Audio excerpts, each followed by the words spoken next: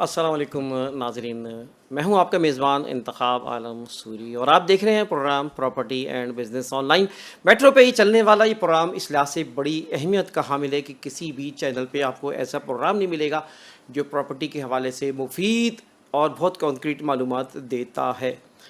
اور یہ پروگرام اس لیے بھی ہم کرتے ہیں کہ لوگوں کو سہولت ملے، گھر بیٹھے اپنے موبائل کے ذریعے یا ٹی وی کے ذریعے، کیمرے کے ذریعے اپنے اسکرین پر وہ پراپرٹی کے حوالے سے اہم معلومات سے مستفید ہو سکے، تاکہ کوئی بھی فیصلہ کرنا ہو اور ہر ایک کو اپنی زندگی میں پراپرٹی سے وابستہ کسی نہ کسی طرح ایک بار اور کئی بار پڑتا ہے۔ اور اس وقت پراپرٹی کیونکہ اس لیے بھی بڑی اہمیت اختیار کر گئی ہے کہ لوگوں کے رہائش ایک بہت بڑا مسئلہ ہے۔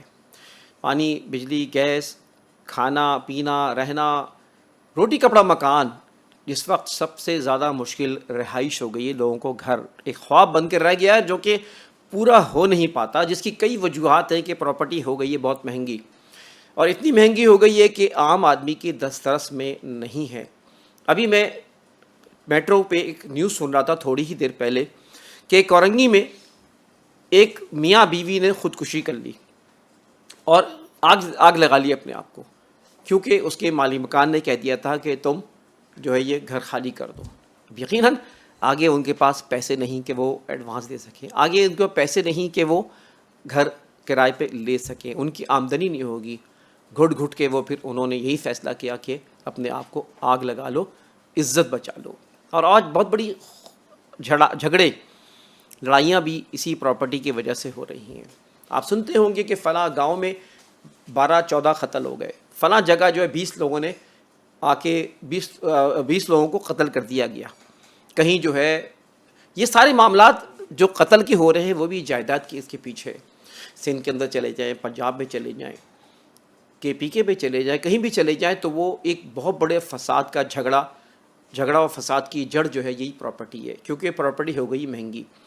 جو ایگریکلچر لینڈ کبھی وہ 200 روپے کی آتی تھی، آج 2 کروڑ تک پہنچ گئی ہے، تو لوگوں کو پتہ بھی نہیں تھا، تو مسائل پیچھے نپٹائی نہیں گئے تھے اور مسائل بڑھتے چلے گئے۔ میٹرو ہی کے اوپر میں ایک اور خبر ابھی بیٹھے سن رہا تھا، اس پہ یہ بات آ رہی تھی کہ جس لڑکے کو اغوا کیا گیا تھا اور جو گھر پہنچ گیا، آج ہی کی یہ خبر تھی، اس کا معاملہ یہ نکلا کہ دراصل ایک پلاٹ کا مسئلہ تھا، اس پلاٹ پہ قبضے کا چکر تھا، اس کو ڈرانے کے دھمکانے کے لیے اور کسی اور مقصد کے لیے باقاعدہ اس کو اٹھایا گیا تھا، اغوا کیا گیا تھا۔ جب بات پھیل گئی تو پھر اس کے بعد اس کو چھوڑ دیا گیا۔ یعنی پراپرٹی کی ویلیو جب بڑھ گئی تو جھگڑے بھی بڑھ گئے۔ لیکن میں وہی کہوں گا، معذرت چاہتا ہوں، کہ جھگڑے کی بنیاد کوئی نہ کوئی ہوتی ضرور ہے، جس کو پولیس اگر شروع میں نپ ان دا بڈ جسے کہتے ہیں نپٹا دے تو جھگڑا نہ بنے۔ ہوتا یہ کہ جب ایک بیچارہ وہ مظلوم جس کے پلاٹ پر، جس کے گھر پہ قبضہ کیا گیا ہو، جس کو اپنی دادرسی کے لیے وہ سب سے پہلے تھانے پہنچتا ہے، تو تھانے دار اس کو کیئر نہیں کرتا، اس کو کوئی پروٹیکشن دینے والا نہیں ہوتا، کوئی سنوائی کرنے والا نہیں ہوتا۔ پولیس اپنے دھندے کے چکر میں، اپنے مفادات کے چکر میں وہ اس کو اگنور کرتی ہے، بار بار اگنور کرتی ہے، اور یہیں وہ نب ان دا بڈ جسے میں کہہ رہا ہوں، اگر پولیس اس مسئلے کو اسی وقت ایکشن لے لے تو میں سمجھتا ہوں کہ وہ معاملہ اتنا بڑے نہیں کہ قتل و غارت گری تک پہنچ جائے۔ آج وہ گاؤں دیہاتوں میں جو 18-20 لوگ قتل کر دیے جاتے ہیں، مسئلہ یہ کہ شروع میں ہی اس کو سپورٹ نہیں گئی، پولیس ہی نہیں، وہ ادارے جو کرپشن کا ایک مرکز بن چکے ہیں، ان کی کرپشن کی وجہ سے، ان کی غلطیوں کی وجہ سے، ان کے فورجری اور ٹیمپرنگ کی وجہ سے کاغذات میں یہ جھگڑے بڑھتے ہیں۔ وہ لوگ تو سیف رہتے ہیں، مگر وہ لوگ قتل ہو جاتے ہیں جو بیچارے قتل ہونے نہیں چاہیے تھے۔ تو لہٰذا ہم property and business on line میں آپ کو پراپرٹی کے حوالے سے بہت ہی اہم معلومات دیتے ہیں، اسی لیے کہ تاکہ آپ، اور آپ ہی نہیں بلکہ وہ ادارے جو اپنا رخ صحیح نہیں کرتے باوجود وہ اپنا رخ خدا را صحیح کر لیں، تاکہ پاکستان کے لیے بہتری ہو سکے، پاکستان کو بچایا جا سکے۔ ہمارے پروگرامات میں ہماری کوشش ہوتی ہے کہ اچھے ایکسپرٹس کو لے کر آئیں، گفتگو کرائیں، تاکہ آپ کو پراپرٹی کے حوالے سے یہ معلومات ہو سکیں۔ اس کو آپ زیادہ تر شیئر کریں، آگے بڑھائیں، اس سے لوگ انشاءاللہ پوری دنیا میں بیٹھے ہوئے مستفید ہو سکیں گے۔ اس لیے کہ بہت بڑی تعداد ایسی ہے جو کہ علم کی کمی کی وجہ سے نقصان اٹھاتی ہے، بہت بڑی تعداد ایسی ہوتی ہے جو کہ اوورسیز ہے جن کو بہت نقصان پہنچا۔ اس لیے کہ ان کو علم نہیں تھا کہ کہاں پیسہ لگانا چاہیے اور کہاں انویسٹمنٹ کرنا چاہیے. بالآخر وہ پاکستان چھوڑ کر جو انویسٹمنٹ پاکستان آتی ہے وہ کہیں اور اب لگانا شروع انہوں نے کر دیا ہے. تو چلتے ہیں ہمارے مہمان کی جانب. ہم اسی طرح کی گفتگو انشاءاللہ پھر کریں گے آج کے پروگرام میں. پچھلے پروگرام کو آپ ضرور دیکھیے گا جس میں اسی طرح کی کام کی باتیں ہوئی تھیں.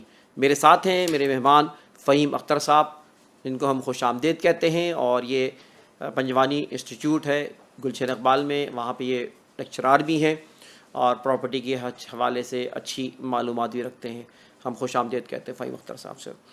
فہیم بھائی, ہم یہ جاننا چاہتے ہیں کہ اس وقت قیمتیں جو اتنی زیادہ جس کا میں نے ذکر کیا, جس کی وجہ سے فسادات ہیں, جس کی وجہ سے جھگڑے ہیں, تو یہ قیمتیں کیوں بڑھی ہیں؟ اس کے کون قصوروار ہے؟ کیا وہ انویسٹر قصوروار ہے جو کہ وہ جو اپنا بزنس چھوڑ کے وہ اس میں چلا گیا, یا اور بھی کچھ چیزیں جس کی وجہ سے وہ بڑی ہیں ویلیوز؟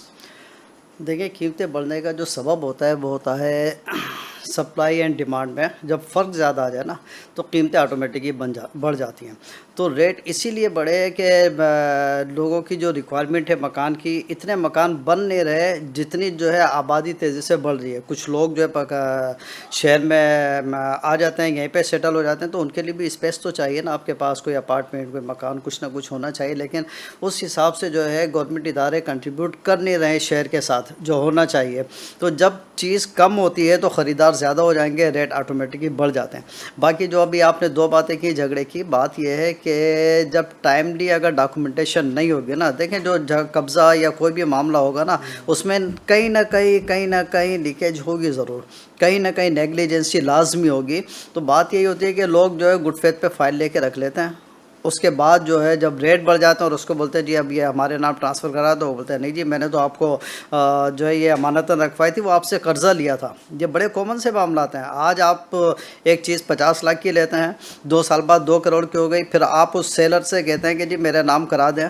کسی بھی ریزن سے, یا آپ نے کاہلی کی وجہ سے اگر جو اپنے نام ٹرانسفر نہیں کرائی تھی, تو وہ آپ کو منع کر دے گا, نہیں جی وہ آپ اپنے 50 لاکھ لے لیں, فائل واپس دے دیں, میں نے بیچنی نہیں ہے.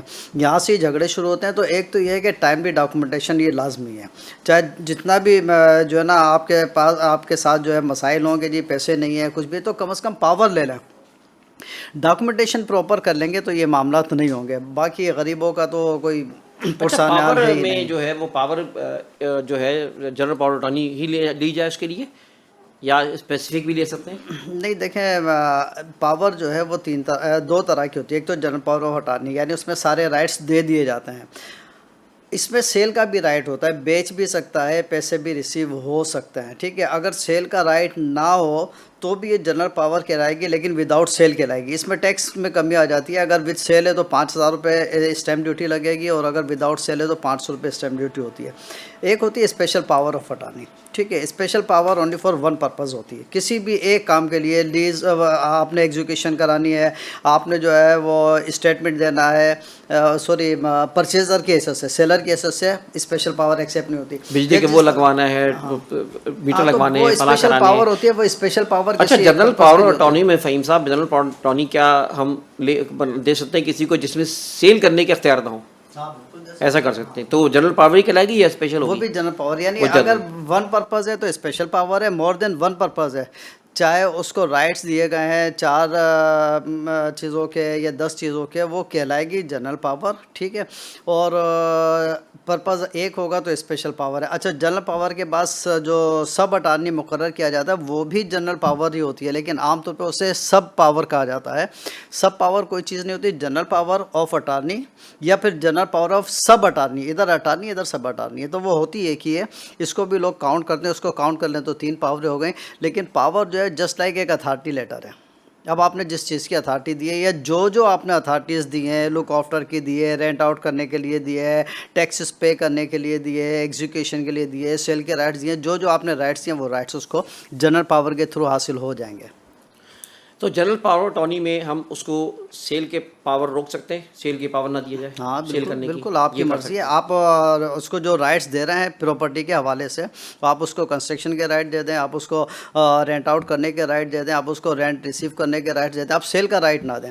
ٹھیک ہے, یہ کلیئرلی جو ہے مینشن ہونا چاہیے کہ یہ رائٹس ہیں. اور سب رجسٹرار جب اس پاور کے تھرو کوئی بھی ٹرانزیکشن کرتا ہے نا, وہ یہ ایک ہی کلاس تلاش کرتا ہے کہ سیل کا رائٹ ہے یا نہیں ہے. ساری کلاسز میں جو ہے وہ پہلے شروع میں لکھا ہوتا ہے, تو اگر سیل کا رائٹ ہے تو ٹرانزیکشن ہوگی, سیل کا رائٹ نہیں ہے تو ٹرانزیکشن نہیں ہو سکتی ہے پھر. اچھا, جنرل پاور اٹارنی کینسل ہو سکتی ہے, ریووک ہو سکتی ہے, اس کے بارے میں کیا لاز ہیں؟ جنرل پاور جو ہے وہ ون سائیڈڈ کینسل نہیں ہو سکتی ہے. جنرل پاور دو صورتوں میں کینسل ہوتی ہے, یا تو اٹارنی اور جو ایگزیکیوٹر ہے, ٹھیک ہے, ایگزیکیوٹر یہ اپنی مرضی سے اپنی کنسینٹ کے ساتھ جو ہے یہ وہاں جاتے ہیں کہ جی ہم نے کینسل کرانی ہے, تو revocation of lease revocation of general power of attorney, ٹھیک ہے, وہ آپ کو جو ہے رجسٹرڈ کرانا ہوگی. ٹھیک ہے, یہ نہیں ہوگا کہ یہ والی جنرل پاور یہ کینسل ہو گئی, جو ڈاکومنٹ رجسٹرڈ ہو گیا, جو گورنمنٹ کے ریکارڈ میں آ گیا وہ آ گیا. ٹھیک ہے, اب جو ہے اس کو یہ نہیں ہو سکتا کہ آپ اس پہ کراس مار دیں جی کینسل ہو گئی, یہ اپلیکیشن دے دیں, کینسل نہیں ہوگی. اب اس جنرل پاور کی کینسلیشن کے لیے ریووکیشن آپ کو رجسٹرڈ کرانا ہوگی, وہ بھی ڈاکومنٹ ہوگا, وہ رجسٹرڈ ہوگا, تو اس جنرل پاور کا اس میں حوالہ ہوگا اور وہ ریووک ہو جائے گی. لیکن اس کے لیے اوریجنل فائل کا جنرل پاور اوریجنلی موجود ہونا ضروری ہے. ایسا نہیں ہو سکتا کہ آپ سے میں نے ایک چیز پر جو ہے وہ پرچیز کی, آپ کو میں نے 2 کروڑ کی پیمنٹ کر دی, آپ نے فائل میرے ہینڈ اوور کر دی, میں پاور کرا کے باہر نکلا, آپ سب رجسٹرار کے پاس فوراً پہنچ گئے کہ جی وہ ہماری ڈیل کینسل ہو گئی, ذرا معاملات ہو گئے, آپ پاور روک دو ہماری.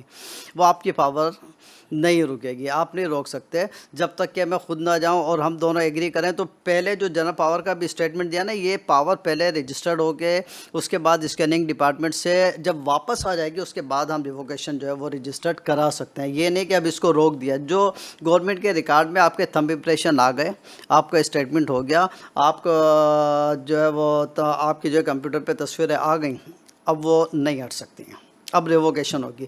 دوسری صورت یہ ہے کہ پاور دینے والے کا یا پاور لینے والے کا, دونوں میں سے کسی ایک کا انتقال ہو جائے تو بھی پاور نل اینڈ وائڈ ہو جاتی ہے. اچھا, اگر پاور دینے والے کی ڈیتھ ہو جائے اور آپ اس پاور کو یوز کریں, سب رجسٹرار کے سامنے جائیں, تو سب رجسٹرار کو تو نہیں پتہ نا کہ پاور دینے والا انتقال کر چکا ہے. وہ آپ سے ایک ایفیڈیوٹ لیتا ہے, اور آپ جو اس ایفیڈیوٹ میں آپ ایکسیپٹ کرتے ہیں کہ ایگزیکیوٹنٹ از اسٹل الائیو, ابھی بھی وہ زندہ ہے, آپ اس حلف نامے پہ سائن کرتے ہیں. اس حلف نامے کی بنیاد پہ ٹرانزیکشن ہو جاتی ہے. لیکن پھر بھی اس میں یہ خیال رکھنا ہوگا کہ جب آپ نے پاور لی تھی, سپوز آپ نے پاور لی تھی سن 2000 میں, 23 سال پہلے, اور پھر وہ سب رجسٹرار یہ چیک کرے گا 23 سال پہلے انہوں نے جس سے پاور لی تھی اس وقت اس کی ایج کیا تھی, شناختی کارڈ سے پتہ چل جائے گی. سپوز اس وقت اس کی عمر 60 سال تھی, تو اٹ مینس 2023 میں اس کی عمر جو ہے 83 ایئرز ہونا چاہیے. 90% چانسز یہ ہیں کہ وہ الائیو نہیں ہوگا, زندہ نہیں ہوگا.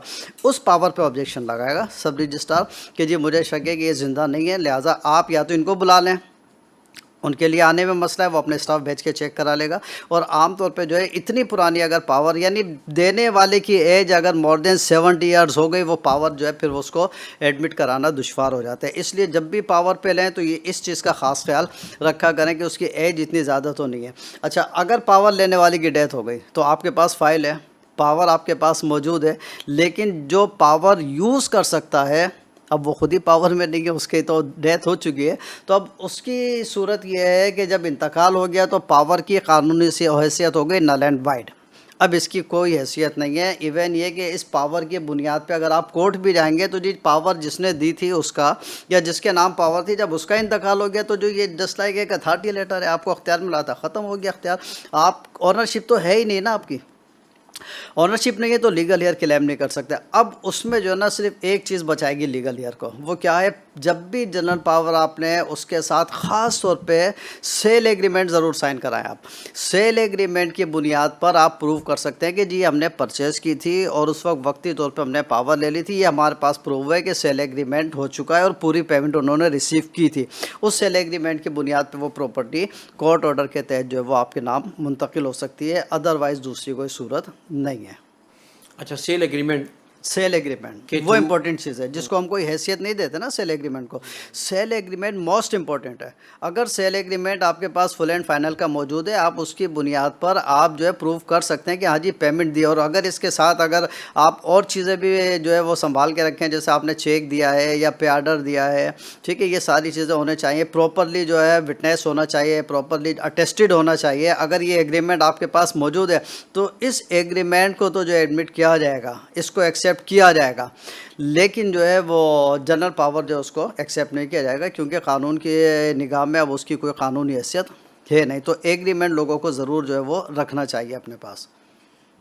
अच्छा, सेल एग्रीमेंट में पेमेंट पूरा होना ज़रूरी है? हाँ, फुल एंड फाइनल होना अगर ज़रूरी है। पेमेंट पार्शल की हो? हाँ, अगर पार्शल की हो तो इसका जो टाइम पीरियड होता है वो 3 साल का होता है। आप विद इन 3 ईयर्स जो है अगर आप कोर्ट में केस कर देंगे तो वो आप प्रॉपर्टी ले सकते हैं। अगर 3 साल गुजर गए तो अब आप प्रॉपर्टी का क्लेम नहीं कर सकते। जो आपके पेमेंट आपने की है, आप फिर वो रिफ़ंड के लिए आपके क्लेम कर सकते हैं, जी मैंने ये पेमेंट दी थी, मुझे वापस नहीं मिली है। लेकिन प्रॉपर्टी अगर आप लेना चाहते हैं तो आपको 3 साल के अंदर अंदर जो है आपको कोर्ट में केस करना होगा। और ये सूरत में कि आपने पार्शली पेमेंट किया, यानी पार्ट पेमेंट एग्रीमेंट है, 100% नहीं किया।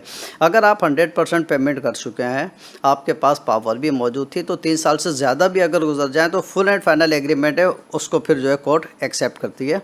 और पार्शल पेमेंट, अगर पार्शली पेमेंट है तो पार्ट पेमेंट एग्रीमेंट को जो है 3 साल के अंदर अंदर उसको जो है वो नाज़रीन, एक्सेप्ट किया जाता है। ब्रेक के जानिब बढ़ते हैं और बड़ी अहम गुफ्तगू जारी है इस पर डॉक्यूमेंटेशन के हवाले से, जो कि आपके काम आ सकती है। चलते हैं ब्रेक के जानिब, फिर वापस आते हैं। वेलकम बैक नाजरीन। इस वक्त हम गुफ्तगू कर रहे हैं और जनरल पावर अटॉर्नी की बात कर रहे हैं, सेल एग्रीमेंट्स की बात कर रहे हैं। फ़हीम अख्तर साहब मेरे साथ मौजूद हैं। फ़हीम अख्तर साहब, आपसे हम बात कर रहे थे और ये सवाल था कि इस वक्त सेल एग्रीमेंट के ऊपर जो है वो अगर पार्शली पेमेंट हो, 3 साल के अंदर हो तो वो केस लड़ सकता है। अच्छा, अब उसमें 3 साल गुजर जाने के बाद कोई उम्मीद बनती है? 3 साल के बाद आप प्रॉपर्टी का क्लेम नहीं कर सकते। आपका जो पेड अमाउंट है वो आप उसका क्लेम कर सकते हैं, जी मैंने ये पेमेंट दी थी वो वापस दिलाया जाए। अच्छा, अब सुप्रीम कोर्ट ने ये भी तो कर दिया है कि क्योंकि पहले ये होता था कि बहुत लोग जो है ना लोगों को फंसा लेते थे, काम करने वाले ख़ास तौर पे, कि टोकन दे दिया, 1% 2% टोकन दे दिया और उसके बाद कोर्ट में चले गए और साल साल केस चल रहा है। अब कोई कानून ऐसा बना दिया कि पेमेंट पूरी करो तब केस लड़ो। चलो शुक्र है। हाँ बिल्कुल, ये कानून है, बहुत अच्छा कानून है, ये होना चाहिए था। और वाकई में इस टाइप के लोग थे। हम तो मार्केट में बैठे हुए, हमें अंदाज़ा था कि इसने जिससे एग्रीमेंट कर लिया उसको कोर्ट में रगड़ देगा ज़रूर। हम इससे भी बचने का जो ना तरीका बताते हैं लोगों को कि अगर बिलफर्ज आप किसी से एग्रीमेंट कर लेते हैं, ठीक है, प्रॉपर्टी अगर आपने बेच दी है और वो टाइमली पेमेंट नहीं करता तो कानूनी कार्रवाई करते हुए आप एग्रीमेंट को वैसे ही कैंसिल कर दें, अखबार में इश्तहार दें, आप उसको नोटिस भेज दें, ठीक है, कि भाई आपने टाइमली पेमेंट नहीं किए। और कोर्ट को भी ये चाहिए कि अगर कोई इस एग्रीमेंट की बुनियाद पर आता है ना, अब तो ये कानून बन गया है कि आप जो है वो पहले वो अमाउंट जो है आप कोर्ट में जमा कराएंगे। सपोज़ आपने 1 करोड़ की चीज़ ली, 10 लाख रुपए दे के आपने एग्रीमेंट कर लिया। जब आप कोर्ट में केस दायर करेंगे तो आपको 90 लाख का पे आर्डर नाजिर के नाम का जो है वो कोर्ट में जमा कराना पड़ेगा। अब कोर्ट को ये देखना चाहिए कि जो पेमेंट का टाइम 90 लाख किस अमाउंट पर? 1 करोड़ की? 1 करोड़ का अमाउंट था, 10 लाख आपने पार्ट पहले जमा पेमेंट कराए की थी, तो पूरे जमा कराओ। तो अब 10 लाख पे आप प्रॉपर्टी का क्लेम करने अगर कोर्ट में जा रहे हैं ना, तो आपको वो रिमेनिंग अमाउंट जो है उसका पे आर्डर कोर्ट में जमा कराना होगा। तो फिर तो वो 2-2 साल 4-4 साल लग जाते हैं जब भी फैसला चले होते वो हुए, तो उसमें फैसला रेट तो फिक्स होगा ना, आज के हिसाब से रेट फिक्स होगा। अब चाहे 10 साल बाद फैसला हो, 1 करोड़ में डील हुई है, 1 करोड़ में मिलेगी चीज़, लेकिन आपको रिमेनिंग अमाउंट जमा कराना ज़रूरी है। ये कानून अब बना है। पहले तो ये था कि जी डाउन पेमेंट कर दी, 5 लाख 4 लाख 2 लाख जितने भी दिए, एग्रीमेंट करने के बाद फिर उसको थोड़े से टाइम पास किया, चक्कर लगवा और उसके बाद कोर्ट में चलेगा, ये बहुत होता था। लेकिन अब जो है एक तो ये मुमकिन नहीं है क्योंकि पूरी पेमेंट आपको करना होगी। फिर कोर्ट को ये प्रूफ देखना चाहिए कि जो पेमेंट का टाइम था उस टाइम जो है परचेज़र के पास पेमेंट मौजूद थी। आए इसने पे आर्डर बनाया या नहीं बनाया, सिर्फ बैंक अकाउंट में होना ज़रूरी नहीं है, पे आर्डर बनाए तब तो उसका क्लेम एक्सेप्ट होगा, अदरवाइज़ नहीं होगा। जनरल पावर अटॉर्नी आप कह रहे हैं, तो अगर वो जिसने पर जनरल पावर अटॉर्नी ली है वो अगर एक्सपायर कर जाता है, मिस हो जाता है, तो उस पर क्या है? देखें, पावर का मतलब मैंने आपको बताया कि ये आपको अख्तियार दिया गया है कि जी प्रॉपर्टी मेरी है, आप इसको बेच सकते हैं, आप इस पे जो भी लाइबिलिटीज़ हैं वो आप जो है वो टैक्सेस वगैरह पे कर सकते हैं, लाइबिलिटीज़ उतार सकते हैं, आप रेंट आउट कर सकते हैं, सब कुछ कर सकते हैं। मैंने आपको एक अथॉरिटी दे दी। अब अगर जो है जिसको अथॉरिटी दी थी अगर वो इंतकाल कर जाता है तो वो अथॉरिटी तो ख़त्म हो गई। اچھا اس کی غیر موجودگی میں صرف ایفیڈیوٹ جمع کرانے سے ایکسیپٹ کر لیتے ہیں کیا؟ اگر وہ ایک شخص جس نے اچھا وہ سیلر، اگر سیلر کا انتقال ہوتا ہے نا تو بھی قانونی طور پہ پاور نل اینڈ وائڈ ہو گئی، لیکن سیلر کو جو ہے وہ تلاش کرنا، اس کو لے کر آنا کیونکہ آسان نہیں ہوتا، لہٰذا یہ سمجھ لیں کہ تھوڑا سا ایک آسان راستہ یہ رکھا ہے کہ جی آپ ایفیڈیوٹ جمع کرا دیں، کل کو اگر کوئی کلیم کرتا ہے، اس کے ورثہ آ جاتے ہیں، کوئی ایسا معاملہ اٹھتا ہے تو سب رجسٹرار جو ہے وہ محفوظ ہو گیا کہ نہیں جی میں نے تو اس ایفیڈیوٹ کی بنیاد پہ ٹرانزیکشن کی تھی، اس نے حلف دیا ہے کہ ہاں سیلر زندہ ہے، تو وہ ایفیڈیوٹ اسی لیے لیتے ہیں کہ قانونی تقاضے پورے ہو جائیں، ٹھیک ہے، اور لوگوں کے لیے دشواریاں نہ ہو۔ اب آپ نے کسی سے 20 سال پہلے پراپرٹی پرچیز کی، اب 20 سال بعد سیلر کو تلاش کرنا، اس کو بلا کے لانا ظاہر ہے آسان نہیں ہوگا، لیکن جو میں نے آپ جو بات کی تھی اس کی ایج کی، تو ایج کو جو نا ضرور کنسیڈر کریں۔ میں سوال ہی کر رہا ہوں فہیم صاحب کہ اگر وہ جس نے پاور جیسے میں نے کسی کی پاور ٹرن لی، میں نہیں ہوں دنیا میں، تو وہ کیا اس کے لیے کیا طریقہ ہوگا؟ اس کو وہ ختم ہو جائے گی؟ نہیں، اس کا طریقہ یہ دیکھیں، پاور تو نل اینڈ وائڈ ہو گئی، پاور کا تعلق ختم ہے، ٹھیک ہے، اب اس کے ورثہ جو ہے وہ اس پاور کی بنیاد پر تو کلیم کر ہی نہیں سکتے، ٹھیک ہے، اس کے لیے میں نے آپ کو کہا جی سیل ایگریمنٹ اگر انہوں نے کیا تھا فل اینڈ فائنل کا، اس سیل ایگریمنٹ کی بنیاد پر کورٹ جائیں گے اور کورٹ میں کلیم کریں گے پراپرٹی کا کہ جی ہم نے پیسے دے دیے تھے پورے، ہمارے نام منتقل ہوئے، لہٰذا انہیں آپ آرڈر کریں کہ ہمارے نام پراپرٹی منتقل کی جائے۔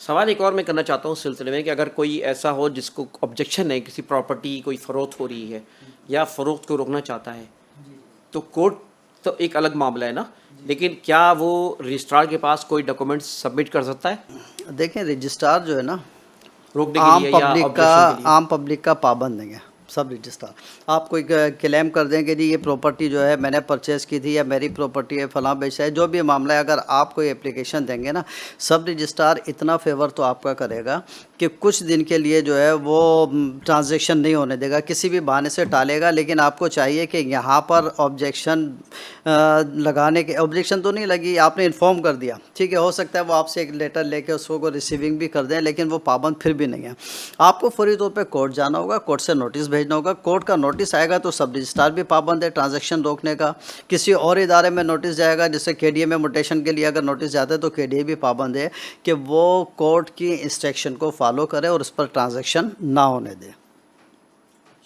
اچھا سیل ایگریمنٹ کیا پیسوں کے بغیر بھی ہو سکتا ہے یا پیسوں کی ٹرانزیکشن ضروری ہے؟ دیکھیں پیسوں کے بغیر تو پھر چیز گفٹ میں آ جائے گی نا، گفٹ تو گفٹ کے لیے کوئی ایگریمنٹ کی ضرورت نہیں ہے، ایگریمنٹ ریٹین کمٹمنٹ ہے، جب آپ کا کوئی کمٹمنٹ ہی نہیں ہو رہی ہے، ٹھیک ہے، تو پھر وہ ایگریمنٹ نہیں رہے گا۔ آپ نے اگر ایک چیز پرچیز کی ہے تو سیل اماؤنٹ جو ہے وہ اس میں مینشن ہونا ضروری ہے کہ کس ریٹ میں سیل ہوئی ہے، ابھی کتنا پیسے دیے ہیں، ریمیننگ اماؤنٹ کتنا ہے، یہ چیز ضروری ہے سیل کا میں، اور اگر آپ بغیر سیل کے کسی کو گفٹ کرنا چاہتے ہیں تو اس میں ایگریمنٹ کی ضرورت نہیں ہوتی ہے۔ فہیم صاحب یہ بتائیے کہ جو سیلز ایگریمنٹ ہوں یا رینٹ کے ایگریمنٹس ہوتے ہیں تو کیا ویلیو ہوتی ہے اور کس ویلیو کے حساب سے وہ جو ہے وہ اس کے اسٹیمپ پیپر ہوتے ہیں؟ دیکھیں ٹائم ٹو ٹائم جو ہے ویریشن آتی ہے، اس وقت جو ہے سیل ایگریمنٹ میں جو ہے وہ 500 روپے منیمم جو ہے اسٹیمپ ڈیوٹی ہونا ضروری ہے۔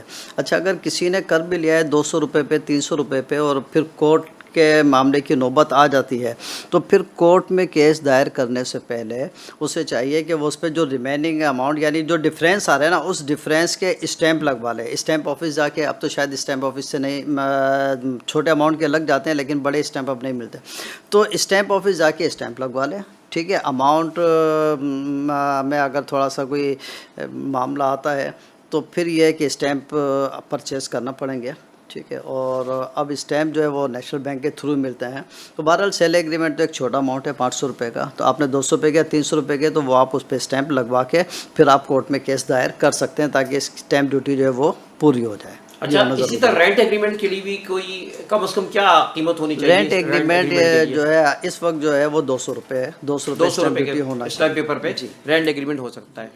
اچھا دوسرا یہ سوال میں آپ سے کرنا چاہتا ہوں کہ جو ہمارے پاس یہ جو ہم اسٹیمپ پیپر لیتے ہیں وہ بیک ڈیٹ پہ کتنا ٹائم ہونا چاہیے اس میں منیمم میکسیمم؟ 6 مہینے کا سنا ہے کہ 6 مہینے تک جو ہے وہ نہیں، اگر آپ کوئی ڈیٹ بنانا چاہتے ہیں، ڈاکومنٹس تیار کرتے ہیں تو آپ آج پرچیز کریں اور آج ہی تیار کریں، اس کا مسئلہ نہیں ہے، لیکن لوگ جو بولتے ہیں نا 6 مہینے کا، وہ 6 مہینے کے لیے ویلڈ ہوتا ہے، آپ نے اوپن لے لیا اور 6 مہینے تک آپ یوز کرنا چاہیں تو ویسے بعد میں بھی ہو جاتا ہے، لیکن عام طور پہ جو ہے وہ 6 مہینے کا لوگ کہتے ہیں 6 مہینے سے زیادہ پرانا نہیں ہونا چاہیے. لیکن یہ ہے کہ اگر آپ نے آج لے کے آج ہی بنا لیا تو وہ ایگریمنٹ بھی ایکسیپٹ ہوگا، ڈیڈ بھی ایکسیپٹ ہوگی، کوئی حرج نہیں ہے اس میں. بلکہ اب تو جب نیشنل بینک سے آپ لیتے ہیں تو زیادہ سے زیادہ 1 دن 2 دن پہلے ہی ملتا ہے آپ کو وہ، اس کے بعد جو ہے پھر آپ رجسٹریشن کرا لیتے ہیں تو اس میں ڈفرینس ہونا جو ہے وہ ضروری نہیں ہے. کوآپریٹیو سوسائٹیز میں جو پلاٹس ہوتے ہیں جو لوگ لیتے ہیں یا مکان لیتے ہیں سوسائٹیز میں، تو اس میں کیا لاز میں فرق ہے کے ڈی اے کے؟ مثال کے طور پہ اگر وہ جس سے پلاٹ لیا گیا ہے وہ شخص ایکسپائر ہو گیا تو اس کا طریقہ کار کیا ہوگا؟ وہ نہ مل رہا ہو، مالک جس سے لیا تھا پرانی بات ہو گئی ہے، 20 سال 30 سال پہلے لیا تھا، مالک ہی نہیں مل رہا ہے. دیکھیں سوری صاحب، کراچی کاسموپولیٹن سٹی ہے، ٹھیک ہے، اور میں یہ سمجھتا ہوں کہ جو کراچی میں لینڈ گیونگ اتھارٹیز ہیں وہ اتنی زیادہ ہیں کہ یہ معاملات جو ہے الجھتے ہی چلے جاتے ہیں. سب کے لیے ایک مدر اتھارٹی ہونا ضروری ہے، سارے معاملات وہی دیکھیں. اب ادھر کے ڈی اے کی اپنے اسکیم ہوتی ہیں، ان کا اپنا طریقہ کار ہے، ایم ڈی اے والے اس سے تھوڑا سا ڈفرینٹ چل رہے ہوتے ہیں. پھر آپ ایل ڈی اے کی طرف آ جائیں، پھر آپ آ جائیں ایل ای آر پی کی طرف آ جائیں، پھر کینٹ والے ہیں، بن قاسم والے ہیں، کنٹونمنٹ والے ہیں، مختلف جو اتھارٹیز ہے، بورڈ آف ریونیو، یہ مدر اتھارٹی ضرور ہے، لیکن یہ ہے کہ ڈاکومنٹیشن کے معاملات جو ہے سب کے اپنے ڈفرینٹ ہوتے ہیں. اسی طرح کوآپریٹیو سوسائٹی کے بھی جو ہے وہ ڈفرینٹ معاملات ہوتے ہیں، کے ڈی اے سے ہٹ کے ہوتے ہیں. کے ڈی اے کا کوئی تعلق کوآپریٹیو سوسائٹی سے نہیں ہوتا. کوئی یہ کہے کہ کوآپریٹیو سوسائٹی کا پلاٹ ہے اور کے ڈی اے لیز ہے، وہ جھوٹ بولتا ہے. کے ڈی اے کبھی بھی لیز نہیں دے گا. دیکھیں لیز دینے کا رائٹس ہمیشہ الاٹمنٹ اتھارٹی کو ہوتا ہے. اگر سوسائٹی کا پلاٹ ہے تو سوسائٹی لیز دینے کا رائٹ رکھتی ہے، کے ڈی اے کا پلاٹ ہے تو کے ڈی اے لیز دے گا. بلڈر کی اگر کوئی اسکیم ہے تو بلڈر جو ہے وہ لیز یا اگر سب لیز کے لیے اس نے اپروول لیے تو سب لیز دے سکتا ہے. اوپن پلاٹ پہ عام طور پہ لیز ہو جاتی ہے، جو یونٹ ہوتے ہیں اس میں سب لیز ہوتی ہے. کے ڈی اے کبھی بھی سب لیز نہیں دیتا ہے. کے ڈی اے نے جتنے بھی فلیٹ یا شاپس ہیں سب کی لیز ہی دی ہے، سب لیز نہیں دی ہے. اور یہ بھی یاد رکھیے گا کہ سب لیز کی کبھی موٹیشن نہیں ہوتی ہے. اسی لیے جو پورشن کا معاملہ ہوتا ہے نا سب لیز کے بعد، کے ڈی اے اس کو جو ہے وہ انٹرٹین نہیں کرتا ہے، نہ ہی جو اس کی موٹیشن ہوتی ہے، نہ ہی آپ اس پہ لون لے سکتے ہیں. تو سب لیز کی کبھی بھی جو ہے وہ موٹیشن ہوتی نہیں ہے. تو کوآپریٹیو سوسائٹی کے جو رولز ہوتے ہیں وہ کوآپریٹیو ڈپارٹمنٹ جو انہیں بائی لاز دیتا ہے، ان بائی لاز کو فالو کرنا کوآپریٹیو سوسائٹی کے لیے ضروری ہے. کے ڈی اے وہ اتھارٹی نہیں ہے جو کوآپریٹیو سوسائٹی کو مانیٹر کرے. کوآپریٹیو سوسائٹی کو مانیٹر کرنے کے لیے آپ کا کوآپریٹیو ڈپارٹمنٹ ہے، اور کوآپریٹیو ڈپارٹمنٹ کے جو رولز ہیں اس حساب سے جو ہے اگر کوئی آدمی کاسٹ آف لینڈ پے کر دیتا ہے تو اس کا پلاٹ کینسل نہیں ہو سکتا. اگر وہ ڈیولپمنٹ چارجز پے کرنے میں تاخیر کرتا ہے تو اس کو پینلٹی لگ سکتی ہے، آپ اس کو مارک اپ کے حساب سے جو ہے جرمانہ وصول کر سکتے ہیں. اسی طرح جو ہے ابھی آپ نے جو سوال کیا کہ جی ایک شخص کا انتقال ہو گیا، اب وہ مل نہیں رہا، اب کیا کریں؟ تو بات پھر وہی بات آ جاتی ہے کہ جی ٹائملی آپ نے ڈاکومنٹیشن کیوں نہیں کی؟ آپ نے پیسے دے دیے، آپ نے فائل لے لی. اب آپ اگر کوآپریٹیو سوسائٹی جاتے ہیں کہ جناب یہ میں نے پرچیز کیا تھا، یہ پیمنٹ کا پروف ہے، یہ پے آرڈر ہے، یہ سب کچھ ایگریمنٹ ہے، اب آپ میرے نام کر دیں. کبھی بھی کوئی بھی سوسائٹی آپ کے نام اس طرح ٹرانسفر نہیں کرے گی. اب اس کا طریقہ کار یہی ایفیڈیوٹ جو ہوگا. ہوتا ہے جس طرح جو کے ڈی اے میں ہوتا ہے، ایفیڈیوٹ آپ جمع کراتے ہیں رجسٹر آفس میں، تو یہاں نہیں ہو سکتا کہ ایفیڈیوٹ لے لیں؟ دیکھیں اس میں یہ تھا کہ جی فائل آپ کے پاس موجود ہے، ٹھیک ہے، آپ کے پاس پاور بھی موجود ہے، آپ کو اختیار ملا ہوا ہے اور اس اختیار کو آپ یوز کرنا چاہتے ہیں. تو قانون یہ کہتا ہے کہ جس وقت پاور یوز ہو رہی ہے اس وقت جو ہے پاور دینے والے کا اور پاور لینے والے کا، ایگزیکیوٹنٹ کا اور اٹارنی کا، دونوں کا زندہ ہونا ضروری ہے. اب جو ایگزیکیوٹر تھا جس نے پاور رجسٹرڈ کرائی ہے، آیا وہ زندہ ہے یا نہیں؟ آپ نے بھی کافی عرصے پہلے چیز پرچیز کیا، اب آپ کو اس سے کوئی رابطہ نہیں ہے. تو یہاں پر یہ سہولت دی گئی ہے کہ ایفیڈیوٹ کی بنیاد پر جو ہے ٹرانزیکشن ہو جائے گی، کیونکہ آپ رجسٹرڈ اٹارنی ہیں، قانونی طور پر آپ کو اختیار ہے. لیکن آپ کسی کی فائل لے کے گھوم رہے ہیں اور آپ سوسائٹی چلے جائیں کہ جی یہ فائل میرے نام ٹرانسفر کر دیں. کیوں کر دیں بھائی؟ جی میں نے اس سے خرید لی تھی تو اس کو بلا کر لے کر آئے. نہیں جی وہ تو رابطے میں نہیں ہے. اب اس کا طریقہ یہ ہوگا کہ وہ اس ایگریمنٹ کی بنیاد پر کورٹ جائے اور کورٹ میں جو ہے سوٹ دائر کرے کہ جی میں نے یہ فائل پرچیز کی تھی، لہٰذا سوسائٹی کو پابند کیا جائے کہ وہ میرے نام پر یہ پراپرٹی منتقل کر دے. تو کورٹ اپنی جو ہے وہ کارروائی مکمل کرنے کے بعد جو بھی قانونی تقاضے ہیں، نوٹسز ایشو کرنا، نوٹس پیسٹ کرانا، اخبار میں اشتہار دینا، یہ سارے پروسیس سے گزرنے کے بعد ناظر مقرر کر کے پراپرٹی منتقل ہو سکتی ہے. لیکن کورٹ کا آرڈر ہونا ضروری ہے، اس کے بغیر کوآپریٹیو سوسائٹی اونرشپ کبھی بھی چینج نہیں کرے گی. اچھا، ایک ہم آگے چلتے ہیں، لیکن اس سے پہلے کہ وقفے کی جانب، بلکہ وقفے کی طرف ٹائم ہو گیا ہمارا، تو وقفے سے واپس آتے ہیں تو ہم چاہیں گے کہ جو پرائیویٹ سوسائٹیز ہیں یا پرائیویٹ بلڈرز ہیں یا اس وقت کوآپریٹو سوسائٹیز ہیں، ان کے لاس کیا ہیں، اسکیم 33 میں جو مسائل کھڑے ہوئے ہیں کیوں ہوئے اور اس سے کس طرح بچا جا سکتا ہے. چلتے ہیں وقفے کی جانب، انشاءاللہ پھر واپس آتے ہیں. Welcome back. ہماری گفتگو چل رہی تھی کچھ سوسائٹیوں کے حوالے سے، کے ڈی اے کے حوالے سے، ان کی قانونی حیثیت کے حوالے سے. تو فہیم صاحب سے میں سوال کرنا چاہ رہا ہوں کہ اس وقت لاس، کیونکہ کوآپریٹو سوسائٹی جو ہے نا وہ تو پہلے بنی اور بڑے مسائل کھڑے ہوئے، تو ابھی کوآپریٹو سوسائٹی کے حوالے سے آپ کیا کہتے ہیں قوانین کی روشنی میں؟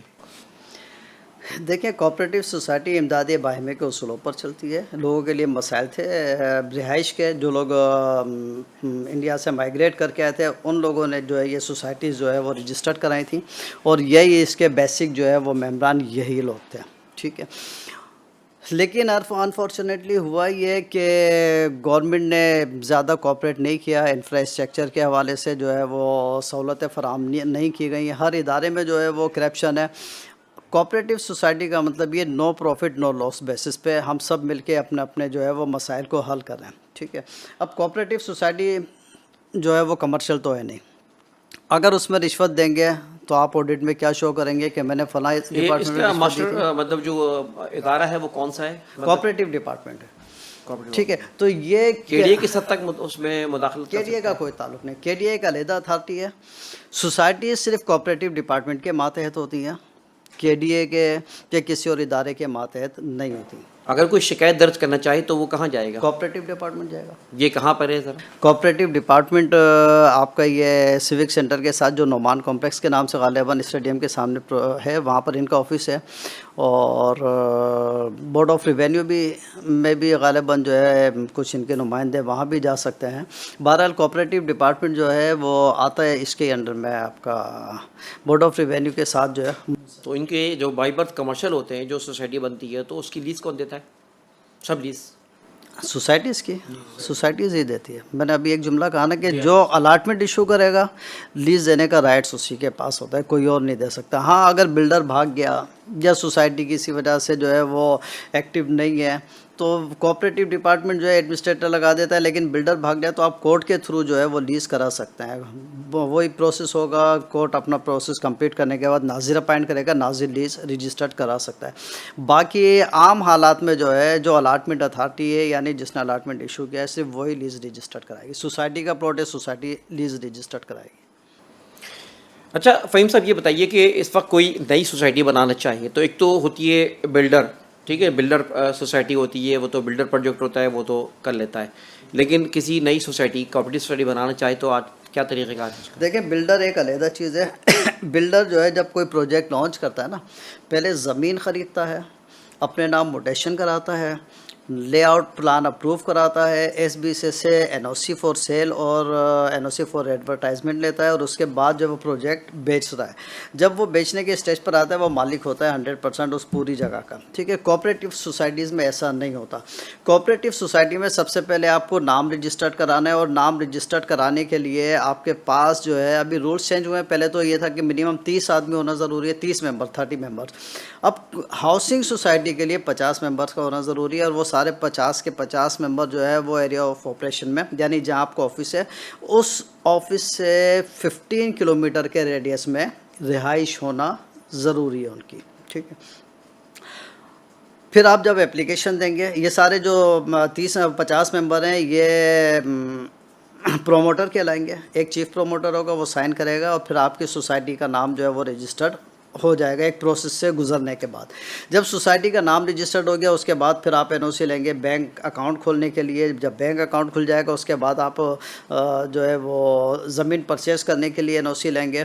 پھر آپ زمین پرچیز کریں گے. اس سارے ڈیوریشن میں آپ اپنے ممبران سے پیمنٹ لے سکتے ہیں، یعنی ممبرشپ فیس کے طور پہ یا شیئر کے طور پر. شیئر سرٹیفکیٹ ان کو ایشو کر دیں تو آپ وہ پیمنٹ لے سکتے ہیں. ابھی مالک کوئی نہیں ہے، ابھی زمین کا وجود نہیں ہے، لیکن آپ نے جو ہے وہ ممبرشپ جو ہے وہ آپ نے دے دی، اس کے بعد جب آپ زمین کا ایگریمنٹ کر لیتے ہیں، ابھی آپ نے پیمنٹ نہیں کیا، آپ شیڈول پہ پیمنٹ کریں گے، آپ الاٹمنٹ ایشو کرتے ہیں، پروویژنل الاٹمنٹ، یا پھر یہ ہے کہ اگر عام طور پہ پروویژنل الاٹمنٹ ہی ہوتا ہے، لیکن وہی پھر اوریجنل یعنی لے آؤٹ پلان اپروو ہونے کے بعد وہ کنفرم ہو جاتا ہے.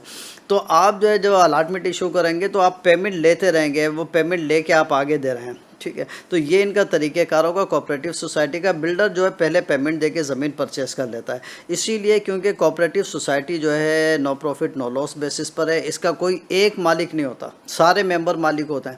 جو مینیجنگ کمیٹی ہوتی ہے وہ اعزازی جو ہے عہدے ہوتے ہیں ان کے پاس، اس کی کوئی سیلری نہیں لے سکتے ہیں وہ لوگ، کوئی تنخواہ نہیں لے سکتے، لیکن یہ کہ ممبران کے فیور میں کام کر رہے ہوتے ہیں. تو یہ اس کے رولز ہیں، اس طریقے سے سوسائٹیز عام طور پہ رن کی جاتی ہے. اچھا فہیم صاحب، ایک ہم بات کرنا چاہتے ہیں کہ ایک قبضے کا معاملہ جو ہوتا ہے کہ کسی بھی پلاٹ کے کو سیل کرنے والا سیل کرتا ہے، تو بعض جگہ یہ رائے آتی ہے کہ یار قبضہ سے پہلے سیل کرنا صحیح نہیں ہے، قبضہ کے بغیر سیل کرنا صحیح ہے. تو اسلام کیا کہتا ہے اس روشنی میں؟ دیکھیں اور قوانین بھی اس کے لیے جو ہے فقہی طور پہ ورڈ ہم یوز کرتے ہیں بے قبل القبض، یعنی قبضے سے پہلے کسی بھی چیز کی بے کرنا، کسی بھی چیز کو جو ہے وہ بیچنا شرعی طور پر جائز نہیں ہے. لیکن یہ اس کے لیے ہے جب کوئی چیز جو ہے وہ متعین نہ ہو، فکس نہ ہو. مثال کے طور پر آپ کسی کھیت میں جاتے ہیں اور سیب کا کھیت ہے، اور آپ یہ بولتے ہیں جی میں آپ کو اتنے لاکھ روپے دیتا ہوں، اور جو یہ سیب جتنے بھی آئیں گے وہ سارے کے سارے میرے سیب ہیں. ٹھیک ہے، ابھی نہیں پتہ کہ کتنے من سیب آنے ہیں، یا کوئی جو ہے وہ آفت آ جائے، کوئی بیماری آ جائے، کوئی سیلاب آ جائے اور یہ سارا کا سارا برباد ہو جائے، تو آپ نے جو پیسے دیے وہ تو آپ کے چلے گئے. ٹھیک ہے، اس چیز سے اسلام روکتا ہے. یا آپ نے جو ہے وہ لانچ جا رہی ہے، آپ نے کہا کہ ٹھیک ہے جی 3 دن میں جتنی مچھلی آپ پکڑ کے لاؤ گے وہ ساری میری. اب چاہے وہاں پر لانچ ڈوب جائے، طوفان آ جائے، آپ نے تو پیمنٹ دے دی. اسلام اس چیز سے روکتا ہے کہ جب تک چیز سامنے موجود نہ ہو، جب تک متعین نہ ہو، اس وقت تک آپ اس کی سیل نہیں کر سکتے ہیں. لیکن پلاٹ کا معاملہ علیحدہ ہے، مکان کا معاملہ علیحدہ ہے. اگر 120 گز کا پلاٹ ہے تو وہ آج بھی 120 گز کا ہے، ٹرانزیکشن کے بعد بھی 120 گز ہی رہے گا، 121 گز نہیں ہو سکتا ہے، 119 گز نہیں ہو سکتا ہے. لہٰذا پلاٹ جو ہے وہ قبضے سے پہلے، جیسے عام طور پہ اسٹیٹ ایجنٹ کرتے ہیں کہ پیمنٹ دی اور اس کے بعد جو وہ آگے گھما رہے ہوتے ہیں، تو وہ پیمنٹ دے کے گھمانے کا رائٹ رکھتے ہیں. کیونکہ انہوں نے دیکھیں اصل میں جو ڈیل ہوتی ہے نا وہ اسلام میں ہوتی ہے ایجاب و قبول سے. میں نے جو ہے آپ کو ایک چیز جو ہے وہ ڈیمانڈ کی کہ جی اتنے میں نے بیچنی ہے چیز، آپ نے آفر کی، میں نے ایکسیپٹ کر لی. اب یہ بے منعقد ہو گئی. اب میرا معاملہ یہ کہ میں آپ سے پیسے کا کلیم کر سکتا ہوں، آپ جو ہے اپنے اس پروڈکٹ کا کلیم کر سکتے ہیں جی یہ چیز میری ہے، مجھے آپ دے دیں. جب ایگریمنٹ کر لیا، ایک ریٹین کمٹمنٹ ہو گئی، آپ نے سائن کر دی ہے. اب وہ پابند یہ ہے کہ جو ریمیننگ اماؤنٹ ہے وہ آپ کو دے گا. ٹھیک ہے، جو ٹائم طے کیا ہے وہ اس پہ ٹائمنگ عمل میں کرنا. آپ کا کلیم صرف ریمیننگ اماؤنٹ کا ہے. اب آپ کی اونرشپ سے وہ چیز نکل گئی. ٹھیک ہے، کورٹ میں بھی جب کیس ہوتا ہے تو چاہے جتنے سال بعد بھی فیصلہ ہو، اسی ریمیننگ اماؤنٹ پہ آپ کو وہ چیز لازمی دینا پڑے گی. تو اسلامی لحاظ سے بھی جب ایجاب اور قبول ہو گیا تو وہ بے جو ہے منعقد ہو گئی. اب وہ اس کو بیچ سکتا ہے کیونکہ چیز جو ہے اب فکس ہے، یہ کمی بیشی نہیں ہو سکتی. جو مکان ہے بھائی یہ مکان ہے دیکھ لو. ٹھیک ہے، اس میں یہ نہیں ہوگا کہ آج وہ ڈبل اسٹوری دیکھ کر گیا، جب پیمنٹ دے گا تو یہاں پہ اوپن پلاٹ ہوگا، وہ مکان اٹھا کے تو نہیں لے جائے گا نا. لہٰذا مکان میں اور پلاٹ میں آپ جو ہے وہ قبضے سے پہلے چیز سیل کر سکتے ہیں. البتہ فلیٹ میں ایسا نہیں ہو سکتا. اگر آپ نے فلیٹ بک کرایا ہوا ہے، اگر فلیٹ آپ نے لے لیا آپ کے قبضے میں، پھر تو آپ بیچ سکتے ہیں. لیکن فلیٹ جو آپ نے بک کرایا ہے تو فلیٹ کا تو وجود ہی نہیں ہے نا. آپ تو ہواؤں میں بنے گا نا، وہ تو ابھی 10ویں فلور پہ 100 فٹ پہ جا کے بنے گا، ابھی تو آپ کو فلیٹ نظر ہی نہیں آ رہا ہے. تو وہ آپ نے ایک کمٹمنٹ کی ہے کہ جی مجھے ایسا ایسا ایسا فلیٹ جو ہے وہ چاہیے. بلڈر آفر کرتا ہے جی میں ایسا ایسا فلیٹ بنا کے دوں گا، جس کو خریدنا ہے وہ اتنی پیمنٹ دے دے.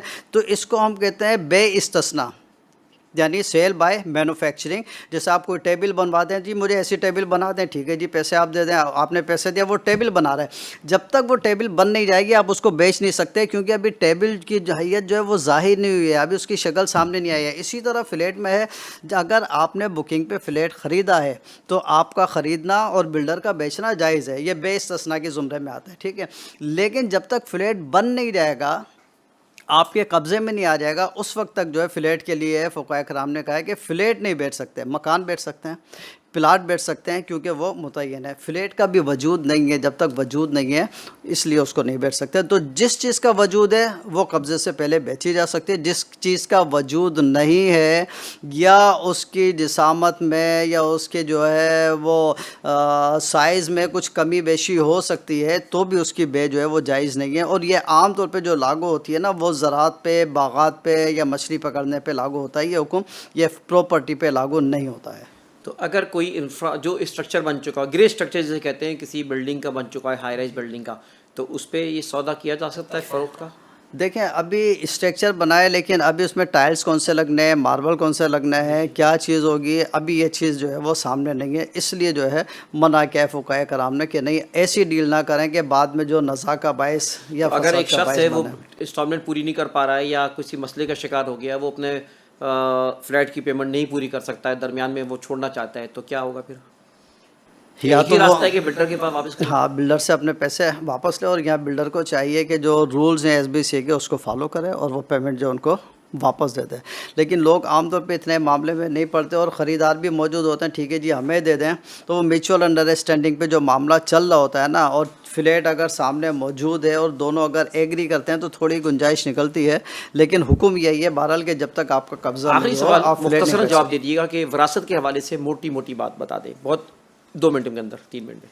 अब विरासत तो आधा इल्म है, उसको मैं 2 जुमलों में नहीं कह सकता। बस जो हक मारा जाता है ना उसमें आदमी को ख्याल करना चाहिए कि किसका जिसका जो हक है उसको देना चाहिए। और आम तौर पे ये होता है कि अगर भाई की डेथ हो गई, भाभी बेवा हो गई, अगर भाभी दूसरा निकाह कर ले तो लोग कहते हैं कि जी ये अब दूसरा निकाह कर लिया, अब इसका हक नहीं है। ऐसा गलत है, उसको हक मिलना चाहिए। दूसरी बात ये है कि विरासत फौरी तौर पे तकसीम होना चाहिए। ये जो हमारे माशरे में राइज है जी अभी कफन भी मेला नहीं हुआ और जब विरासत के झगड़े में पड़ गए, झगड़ा नहीं है भाई, उसका हक है।